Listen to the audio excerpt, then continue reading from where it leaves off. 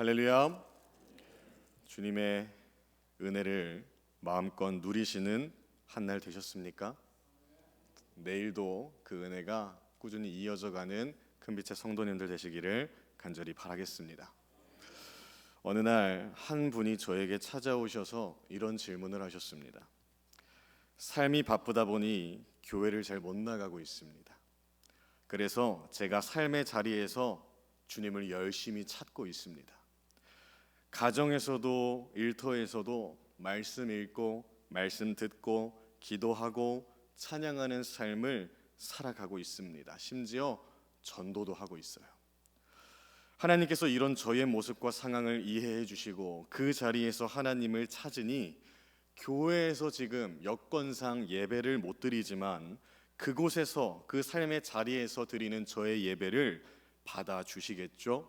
라는 질문이었어요.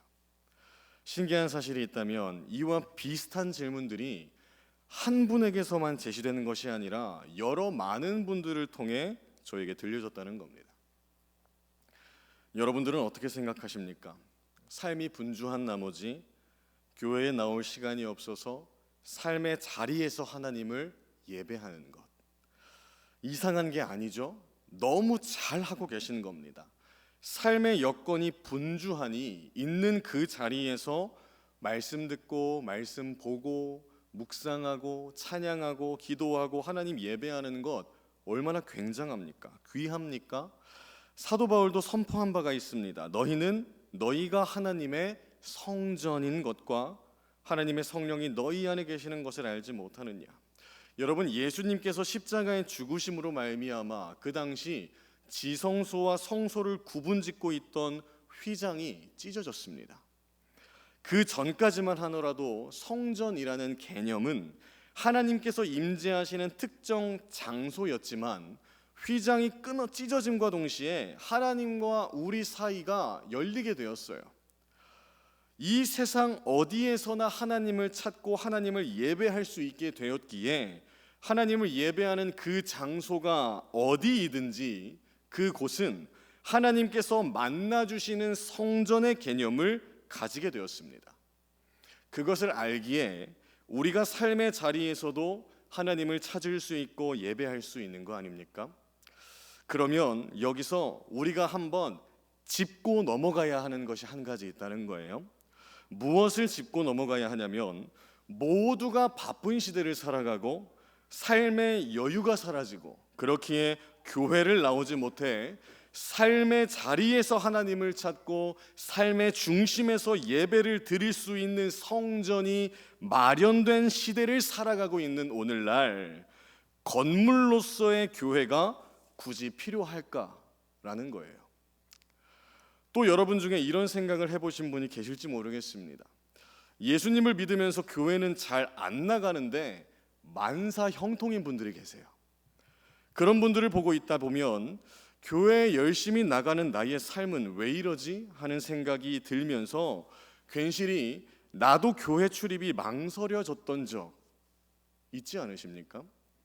여러분, 교회가 왜 있는 것인가? 성전 출입을 해야 하는 것인가?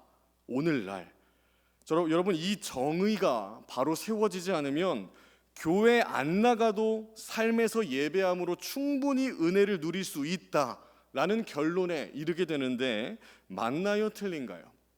삶에서 예배함으로 은혜를 누릴 수 있는 건 맞습니다. 하나님께서 그 길 열어주셨기 때문에 그곳이 성전이 될 수 있으니까요. 그러나 교회를 출입하지 않는 것은 아닌 것 같다 혹은 괜찮다 등의 정의를 여러분들이 내리실 수 있어야 한다는 거예요. 오늘 말씀을 통해 이것을 한번 알아보길 원합니다. 교회가 존재해야 하는지, 만약 존재해야 한다면 왜 존재해야 하며 그 교회가 있음을 통해서 우리는 무엇을 해야 하는지. 우리 6절 말씀 함께 읽어볼까요? 오늘 함께 읽은 6절 말씀 함께 읽겠습니다. 시작. 요담이 그의 하나님 여호와 앞에서 바른 길을 걸었으므로 점점. 오늘 본문은 남유다 왕들 중 굉장히 긍정적인 평가로 기록되어 있는 요담 왕에 대한 기록입니다. 요담이 하나님 앞에서 지금 어떠한 길을 걸었다고 기록되어 있나요? 바른 길을 걸었으므로 점점 강하여져 갔더라. 요담은 하나님 앞에서 바른 길을 걸었는데 그 바른 길을 걸음으로 통해서 하나님께서 점점 강하게 하셨답니다. 여러분, 요담이 어떤 길을 걸었기에 바른 길을 걸었다라고 표현하고 있는 걸까요? 3절 말씀 함께 읽어볼까요? 3절입니다. 시작. 그가 여호와의 전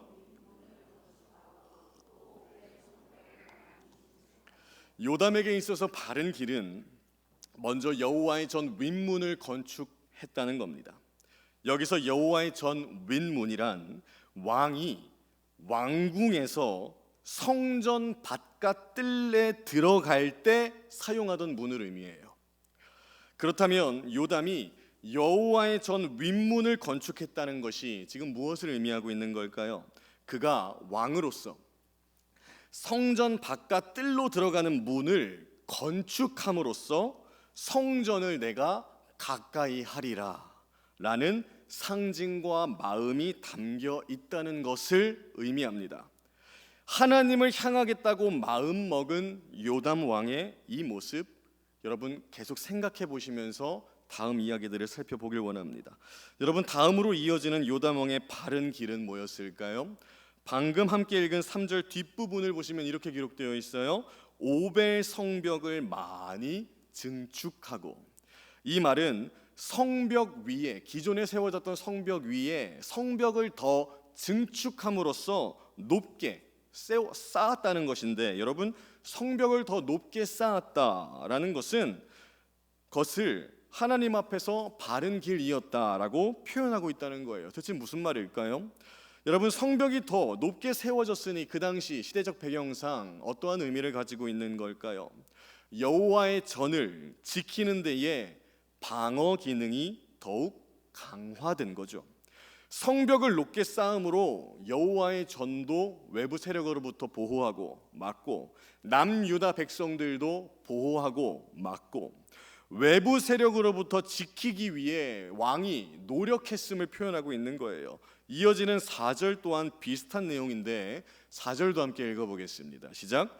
유다 산중에 성읍들을 건축하며 숲을 가운데에 견고한 진영들과 망대를, 성전이 있는 곳으로 외부 세력들이 바로 침투하지 못하도록 산중이건 숲풀이건 성전 본진으로 오는 길목마다 성읍과 요새와 망대를 세웠다는 것. 앞선 내용과 같습니다. 남유다가 무너지면 안 되니까, 여호와의 전이 무너지면 안 되니까 지키고자 보호하고자 노력했던 요담 왕의 모습이 하나님 앞에서 바른 길로 보여졌다는 거예요. 그리고 5절을 보시면 요담이 암몬 자손과 싸워서 승리하게 되는데 3년 동안 조공을 받는 나라가 됩니다. 그 누가 봐도 요담 왕이 남유다를 지키고자, 여호와의 전을 지키고자 노력하니까, 마음 쓰니까 하나님께서 전쟁에서 승리할 수 있도록 해 주신 것처럼 보이지 않습니까? 그러나 우리가 눈여겨봐야 하는 구절은 2절이에요. 우리 2절 말씀 함께 읽겠습니다. 시작.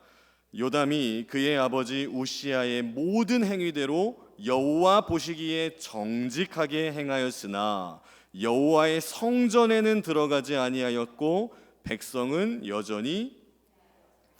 여러분, 뭔가 이상하지 않습니까? 요담은 분명 여호와 하나님이 보시기에 정직하게 바른 길을 살아내려고 애썼습니다. 그에게 있어서 바른 길 한 줄로 요약하면은 뭘까요? 자신에게 주어진 삶의 자리에서 여호와의 전을 무너뜨리고자 하는 이들을 막아내기 위한 몸부림, 애썼습니다. 그런데 그런 그가 어디에는 들어가지 않았다고요? 성전에는 들어가지 아니하였다. 가만히 생각해 보면 이상한 점이 한 가지 더 있습니다. 뭐가 이상할까요? 여러분, 요담 왕이 첫 번째로 바른 길을 행했던 행위가 뭐였나요? 여호와의 전 윗문을 건축했다는 것. 왕으로서 왕궁에서부터 성전 바깥들로 들어가기 위해 건축했던 그 문, 왕으로서 성전을 가까이 하고자 마음 써서 스스로 건축했던 그 문, 요담 왕은 성전 밖에서 왕으로서 여호와의 전을 지키기 위해, 백성을 지켜내기 위해 분주하게 애를 쓰면서 살았습니다. 그러나 성전을 가까이 하고자 문까지 건축하며 마음을 썼지만 정작 성전에는 들어가지 아니하였다. 여러분, 요담 왕의 이 모습을 어떻게 봐야 할까요? 그의 모습을 가만히 묵상해 보고 있으면 우리의 모습과 너무 닮아 있지 않습니까? 삶의 자리에서 나의 신앙을 지키기 위해 우리는 노력하며 삽니다. 그리스도인으로서 각자가 주어진 삶의 터전에서 애쓰면서 살아요. 혹여 누가 교회를 비방하고 있으면 잘못된 거라고 알려주고 다독여주며 이야기까지 해줍니다. 그런데 정작 성전을 향해 발걸음하지 못하고 있을 때가 많아요. 하지만 그렇게 살아도 하나님께서 은혜 주시기에 성전 출입의 횟수는 줄어들고 없어지고 세상에서 열심히 하나님의 자녀로 살아갑니다. 요담의 이야기를 생각해 보면 생각해 볼수록 건물로서의 성전 출입을 굳이 해야 하나 생각이 들기만 하는 것 같은데, 여러분 어떻게 생각이 드십니까? 요담 왕처럼 성전 출입하지 않고 삶의 자리에서 하나님의 자녀로 열심히 살아가도 은혜를 주시니 나도 한번 그렇게 살아보리라 라고 고백하고 싶진 않으십니까?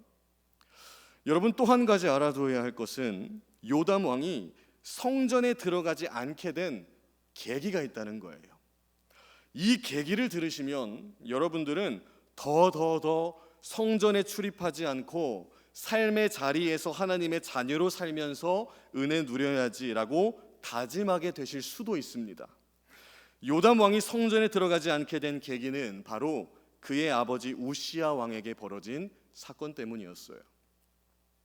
그의 아버지 우시야 왕 또한 이렇게 기록되어 있습니다. 우시야가 그의 아버지 아마샤의 모든 행위대로 여호와 보시기에 정직하게 행하며, 우시야 또한 여호와 앞에서 정직하게 행하며 살았었는데, 어느 날 왕으로서 그의 세력이 강하여질 때에 교만의 마음이 들어옵니다. 교만의 마음이 생겨 성전 안에 있는 성소에 들어가서 왕이 향단에 분향을 하려고 해요. 여러분, 그 당시 성소에서 분향을 할 수 있는 직책은 누구였습니까? 제사장뿐이었습니다. 왕으로서 성전을 향한 하나님의 규례를 어기려 하는 거예요. 그 당시 제사장이었던 아사랴가 그의 행동을 보고 질책을 하는데, 우시야 왕이 이 아사랴 제사장을 보면서 화를 내면서 분향을 하기 시작합니다. 그때 무슨 일이 발생하냐면 우시야 왕의 몸에 나병이 생겼어요. 그 나병으로 인해 우시야 왕은 죽을 때에도 왕들의 묘실에 같이 장사되지 못하고 근접해 있는 땅에 장사됩니다. 우시야가 나병에 걸렸을 그때부터 그의 아들 요담이 왕으로서 이제 시작하는데, 하나님께 분향을 하는 성소에서 본인 아버지가 나병에 걸렸으니 이 요담이 얼마나 마음이 그랬겠습니까? 하나님이 정하신 말씀을 어길 시에 왕임에도 벌을 받을 수 있다는 것을 직접 눈으로 목격하고 깨달은 요담 왕은 그 이후부터 성소를 안 들어갔으면 되는데 성전 자체를 출입하지 않았어요. 어떻게 보면 그에게 새겨진 트라우마가 이해되기도 하면서 마음이 아픈데, 요담의 그 모습 또한 우리의 삶을 되돌아보게 한다는 겁니다. 누구든지 성전에서 아픔을 겪을 수 있습니다. 트라우마가 생기면 안 되는 것이지만 트라우마로 작용되는 무언가가 있을 수 있어요. 내가 직접적으로 경험했든지 가족을 통해 경험했든지 이웃을 통해 경험했든지 아픔을 겪을 수 있습니다. 그럴 때마다 우리의 마음이 어떤가요? 교회 출입하기 참 힘듭니다. 그런데 중요한 건 이거예요. 그렇게 아픔이 있는 분들이 성전을 출입하지 않게 되면서 삶의 자리에서 하나님을 향해 열심을 품고 노력하며 살아가는데, 오늘날 대한민국의 다수의 그리스도인들이 이러한 형태를 띠고 있다고 목회 데이터는 나오고 있습니다. 교회에서 아픔이 있었어도 하나님의 자녀이기에, 그리스도인이기에 신앙을 포기할 수가 없잖아요. 교회는 못 나가지만, 안 나가지만 삶의 자리에서 하나님을 예배하고 찬양하고 기도하고 말씀 들으며 은혜를 받고 누리며 살아가고 있는 실정이 오늘날 대한민국입니다. 그러한 자들을 마주할 때마다 참 마음이 무겁고 아픈데 우리는 생각해 봐야 한다는 거예요. 특정 이유로 인해 교회를 출입하지 않아도 삶의 자리에서 충분히 하나님 예배할 수 있고 은혜 받을 수 있는데 건물로서의 교회를 꼭 출입해야 하는가? 더 나아가 교회는 존재해야 하는가? 그것을 알아보기 위해 우리는 먼저 왕이 언약궤가 있는 성전에서 무엇을 해야 하는가에 대해 인지하고 있어야 돼요. 여러분, 그 시대적 상황상 왕으로서 제사장 직무를 하면 안 되었었지 성전에 출입을 하지 않아도 된다는 율법은 그 어디에도 없습니다. 그런데 이스라엘의 역대 왕들이 하나같이 성전에서 무엇을 해야 하는지를 모르니까 하나님께서 에스겔 선지자에게 왕은 성전에서 무엇을 해야 하는지를 보여주시는데, 우리 에스겔서 46장 2절 말씀 함께 읽어보도록 하겠습니다.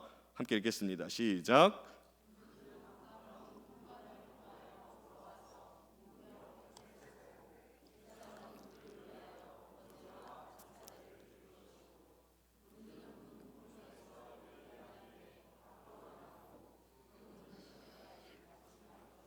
아멘. 여러분, 왕은 안식일과 초하루에 번제와 화목제를 드려야 한다라는 내용 중에 기록되어 있는 본문입니다. 이 본문에서 뭐가 등장하냐면 문이 등장해요. 문. 왕은 바깥문 현관을 통해 성전 뜰로 들어와서 문벽 곁에 서서 뭘 해야 한다고요?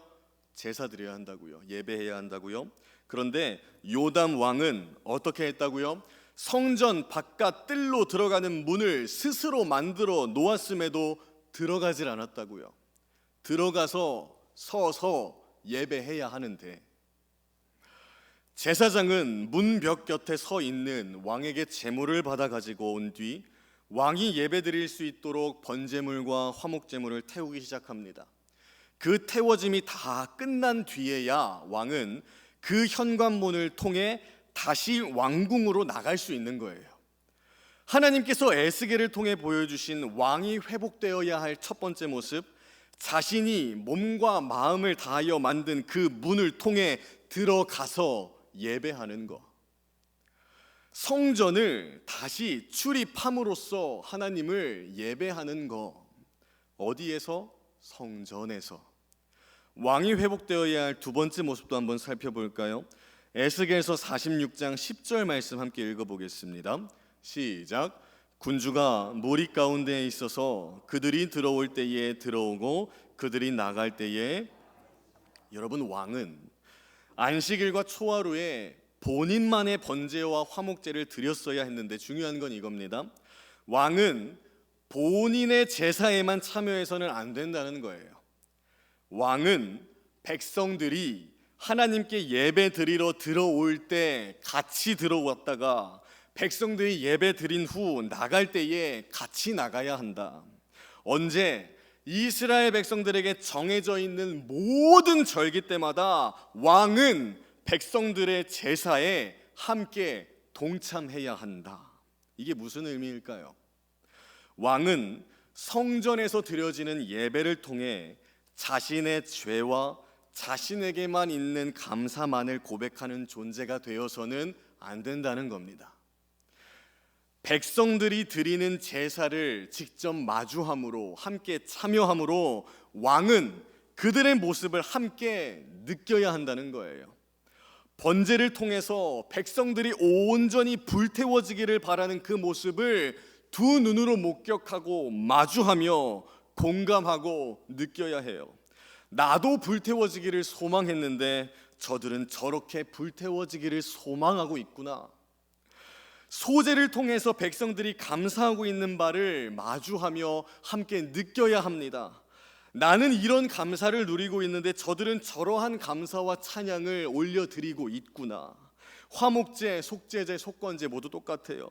나는 이런 기쁨과 이런 죄악을 고백했는데 저들은 저러한 기쁨과 죄악의 고백이 있구나. 성전에 출입함으로써 예배에 함께 참여함으로 백성들의 다양한 삶의 모습들을 공감하고 느껴야 하는 존재가 누구라고요? 왕이라고요. 그러면 여기서 왕은 누구일까요? 우리입니다. 너희는 택하신 족속이요 왕 같은 제사장들이라.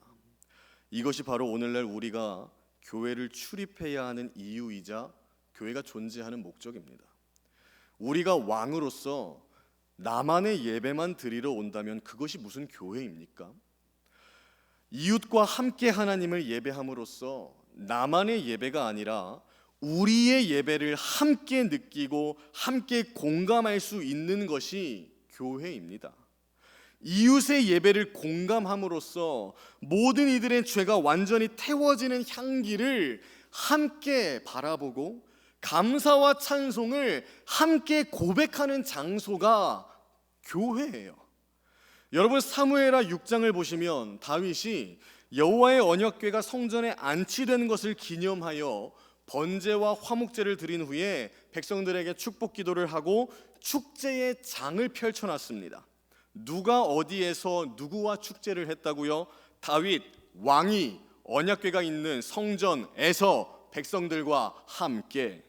열왕기하 8장을 보시면 솔로몬을 통해 성전 봉헌식이 진행되는데 솔로몬이 무려 14일 동안 축제의 절기를 마련합니다. 누가 어디에서 누구와 축제를 펼쳤다고요? 솔로몬 왕이 언약궤가 있는 성전에서 백성들과 함께. 왕이란 존재는 성전에서 백성들과 함께 즐길 때에, 함께 누릴 때에 무엇을 알게 될까요? 왕으로서는 몰랐던 백성들만의 삶을 예배를 통해서 알게 되는 겁니다. 축제와도 같은 절기 가운데에, 예배함 가운데에 백성들은 여기저기서 얘기하는 거예요. 내가 있잖아 이런 아픔이 있었는데 지금 예배함을 통해 기쁨을 누리고 있다고. 있잖아 내가 지금 이러한 감사가 있었는데 지금 예배함을 통해 하나님께 그 감사 제목 고백했다고. 그 이야기를 저 멀리서 듣고 공감하고 바라보는 자가 누구이자 어디에서 이루어져야 하는 모습이라고요? 왕과도 같은 우리가 성전에서, 건물로서의 교회에서. 여러분 삶의 자리가 성전이 되어 하나님을 예배하는 것 너무 잘하고 계신 겁니다. 하지만 건물로서의 교회를 출입하지 않으면 예배함 가운데에 함께 마주하고 함께 고백하는 것을 느끼질 못하기에, 누리질 못하기에 공예배가 아닌 개인적인 예배로만 편향될 위험이 너무 높습니다. 함께가 아닌 개인적인 신앙생활의 잘못된 예가 요담 왕에게서도 나타나요. 오늘 본문 2절 말씀 다시 한 번 더 읽어보겠습니다. 2절입니다. 시작. 요담이 그의 아버지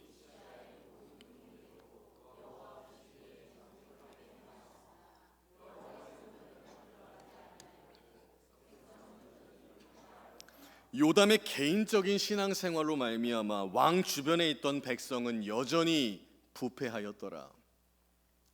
삶의 터전에서 하나님의 자녀로서 열심히 최선을 다해 살아가며 그곳에서 예배하는 것 중요합니다. 그러나 이웃들은 그러한 우리를 보며 하나님에 대해서, 교회에 대해서 이렇게 정의할 수밖에 없어요. 아, 저 사람은 교회 안 나가도 하나님 믿는다 하더만 잘 사네. 나도 교회 안 나가고 그냥 내 자리에서 하나님 믿으면 되겠네. 이웃들의 입술에서 그러한 고백이 나오게 될 경우 그것이 바로 나의 개인적인 신앙생활 때문에 그 이웃들이 입술에서 그러한 고백이 선포되어졌다면 그 영혼에 대한 책임은 누구에게 있는 겁니까? 실제로 요담 왕의 주변 백성들만 부패한 것이 아니라 개인적인 신앙생활로 인해 삶의 터전에서만 열심을 내었던 그를 그대로 보며 자란 그의 아들 아하스 왕의 삶은 처참합니다. 여호와 보시기에 정직하게 행하지 아니하고 바알들의 우상을 부어 만들고 심지어 여호와의 전에 있던 기구들을 이 아하스 왕이, 요담 왕의 아들이 부수기까지 합니다. 여러분, 구원은 개인과 주님과의 만남이기에 누군가가 대신 구원 받아줄 수 없습니다. 그러나 한 사람이 주님과 만날 수 있도록, 주님과 만나 구원 받을 수 있도록 다리 역할을 해줄 수 있는 게 우리예요. 요담 왕은 백성들에게도 아들에게도 다리 역할 하지 못했습니다. 그저 자신의 신앙생활만 생각했어요. 오직 자신만 여호와 보시기에 정직하게 행하였다. 오직 자신만 여호와 앞에서 바른 길을 걸었으므로 점점 강하여졌더라. 본인에게만 해당되면 되는 거였어요. 여러분, 우리는 어떻습니까? 많은 크리스찬들이 이렇게 얘기합니다.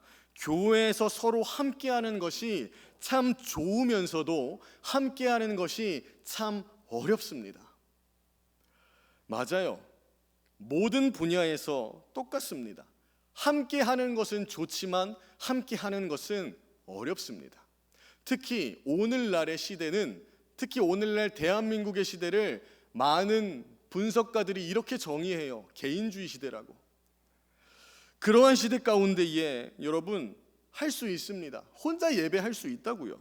하지만 여러분, 하나님을 예배하는 것은 혼자 할 수 있는데 함께 하는 것이 예배입니다. 성경을 전반적으로 한번 생각해 보십시오.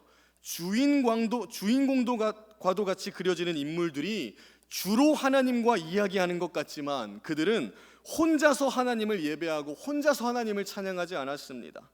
함께 예배했어요. 함께. 공동체와 함께 하나님을 찾고 공동체끼리 몰려다니고 함께 하나님의 은혜 가운데 거했다고요. 그것이 건물로서의 교회가 존재하는 이유이자 교회에 출입해야 하는 이유입니다. 함께 예배함으로써 이웃과 함께 공감하고 함께 나누고 함께 즐기는 것. 여러분, 오늘날의 교회라는 정의가 굉장히 많이 있습니다. 교회는 이래야 된다, 이것이 교회다, 정의가 참 많아요. 하지만 오늘 본문을 통해서 우리가 본 교회의 정의는 이겁니다. 공동체 안에서 서로가 함께 예배하면서 나누고 즐기고 기뻐하는 축제의 장이 되어야 하는 것. 그것이 교회가 존재하는 첫 번째 이유이다. 하나님을 예배하는 저와 여러분 모두 하나님께서 왕에게 바라셔서 에스겔 선지자를 통해 보여주셨던 예배의 모습을 품으며 소망해 봅시다. 우리 큰빛교회의 모든 성도들이 이 교회에서 왕과도 같은 존재가 되어 이웃과 성도와 함께 하나님을 예배하면서 함께 서로 희노애락을 공감하고 함께 나누고 함께 즐기는 축제의 통로가 될 때에 하나님께서 반드시 이 교회를 통해 역사를 이어가실 줄 믿습니다. 우리 지금 이 시간 함께 찬양하기를 원하는데요, 우리 다 아는 찬양입니다. 우리 함께 기도해라는 찬양인데요, 여러분 가사를 한번 묵상해 봅시다. 우리 함께 기도해 주 앞에 나 무릎 꿇고. 여러분, 특별히 오늘은 함께라는 단어에 집중을 하면서 마음을 모으면서 하나하나 고백하기를 원합니다. 하나님, 우리가 함께 기도하길 원합니다. 함께 주 앞에 나아가길 원합니다. 함께 무릎을 꿇기를 원합니다. 긍휼을 베푸시는 주님을 향해 함께 바라보기를 원합니다. 하늘 문이 열리고 은혜의 빗줄기 함께 드리는 그 예배자들 가운데에 한없는 은혜가 넘칠 때에 많은 이들이 감사의 제목들을 고백하고 슬픔의 제목들을 고백할 때에 나만 감사와 회개를 하는 것이 아니라 이웃들 보면서, 서로 옆에 보면서, 하나님, 저자는 저러한 아픔이 있습니다. 저자는 저러한 감사가 있습니다. 함께 기도합니다. 나만 하나님 만나주시는 것이 아니라 함께 하나님 만나주시는 줄 믿습니다. 하나님 함께 예배하오니 주님께서 나에게 응답하시는 것도 참 감사하지만 저자에게도 함께 모인 이 공동체에서 주님 만나주시옵소서, 우리의 예배를 받아주시옵소서라고 고백하는 그러한 찬양이 되기를 간절히 소망하겠습니다. 우리 함께 고백하겠습니다.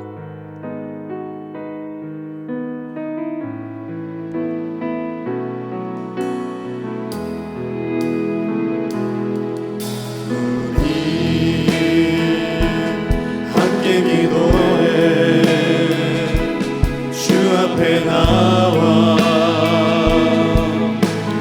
무릎 꿇고 그 베푸시는 주 하늘을 향해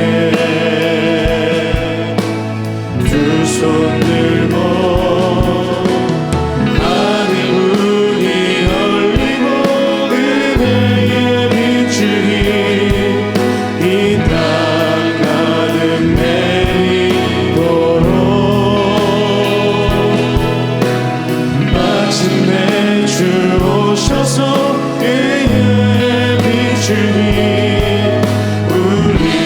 처음부터 다시 한 번 더 고백합니다. 우리 함께 기도하길 원합니다. 우리 함께 기도해 함께 주님 앞에 나와 주 앞에 나와 모두 함께 두 손 꿇고 함께 베푸시는 주 하늘을 향해 하나님 우리가 함께 두 손을 드립니다. 두 손 들고 하늘 문이 열리고 은혜의 빛이 이 땅 가득 내리도록 마침내 주 오셔서 그의 빛이 우리 위에 하늘 문이 열리고 은혜의 빛이